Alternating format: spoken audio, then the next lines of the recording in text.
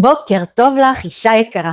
אנחנו ביום השלישי לאתגר, וזה בדיוק הרגע שבו אצל הרבה נשים מתחילה ירידת מוטיבציה. הספק נכנס, אולי זה לא באמת בשבילי, לי זה קשה יותר מאחרות, הרי כסוש לא באמת מכירה אותי ואת מה שאני עוברת.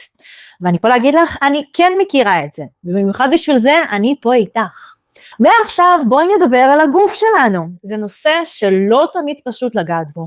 לי למשל יש עניינים עם הבטן שלי מגיל 14, וכל השנים האלה ששפטתי את עצמי ואת הבטן, לא באמת ראיתי את כל מה שהיא כן עושה בשבילי.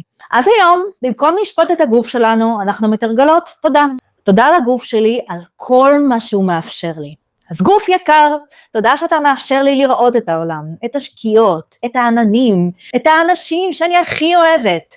תודה שאתה מאפשר לי לשמוע את המילים היפות שנאמרות לי, את הצחוק של מי שקרוב אליי, את המוזיקה שאני כל כך אוהבת.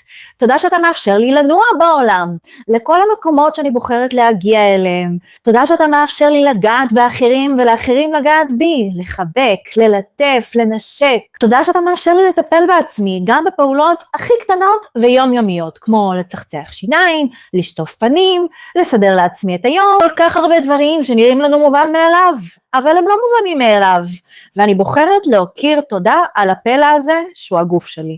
תודה.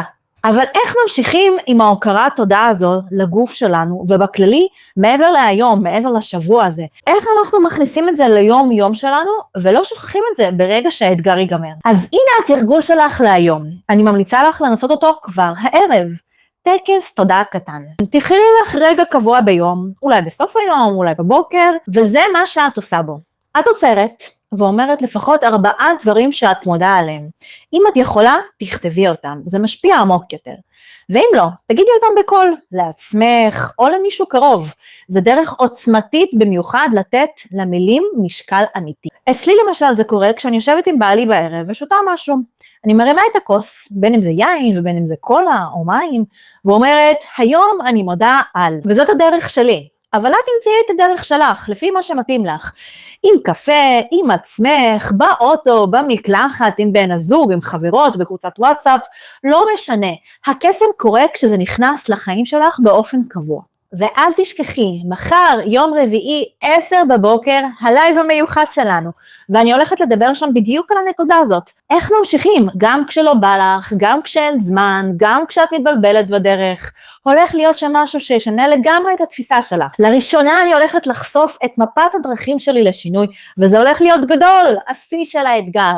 אם הסרטון הזה נגע בך, תני לי סימן, תשלחי אמוג'י קטן בתגובה לסרטון, כל דבר שסמל לי אני כאן. ואני ממש מעודדת אותך לשתף אותי בתרגול שלך, כדי להמשיך בתחושת המחויבות המשותפת שיצרנו לנו בדרך המשותפת הזאת. וגם בלי קשר לתרגול, אם בא לך לשתף, לשאול, או פשוט לדבר איתי, תשלחי לי הודעה בפרטי. אני פה ואני רואה כל מילה. נתראה מחר בלייב!